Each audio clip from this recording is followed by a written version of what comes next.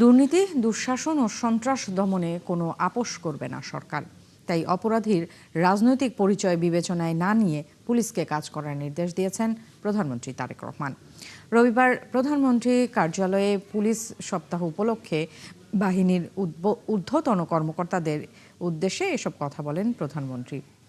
এ সময় তিনি দেশের আইন শৃঙ্খলা নিয়ন্ত্রণ, জনগণের শান্তি নিরাপত্তা নিশ্চিত করতে পুলিশকে কাজ করার নির্দেশ দেন। প্রশাসনের সকল পদেই পেশাদারিত্ব নিয়ে কাজ করতে পুলিশের ঊর্ধ্বতন কর্মকর্তাদের নির্দেশনা দেন তিনি। বিপদে সব শ্রেণী পেশার মানুষ পুলিশের কাছে ছুটে যান উল্লেখ করে প্রধানমন্ত্রী সবাইকে আন্তরিকতার সাথে দায়িত্ব পালনের পরামর্শ দেন। আমরা 5 বছরের জন্য নির্বাচিত হয়েছি, চিরস্থায়ী নই আমরা। এটা অতীতেও বিভিন্ন সময় প্রমাণিত হয়েছে, পৃথিবীর সব দেশে এটা প্রমাণিত। ঠিক একইভাবে কিন্তু জনপ্রশাসন কিংবা পুলিশ প্রশাসনও কোনো পদ কিন্তু কারোর জন্যই চিরস্থায়ী নয়। আমি দৃঢ়ভাবে বিশ্বাস করি সেখানে যে রেসপন্সিবল পুলিশ অফিসার থাকে, পুলিশ সদস্যরা থাকেন, তারা যদি আন্তরিকভাবে চান তাহলে আইনি এবং কৌশলী ভূমিকা নিয়ে কিন্তু অনেক ঘটনা শুরুতেই নিষ্পত্তি করা যায়।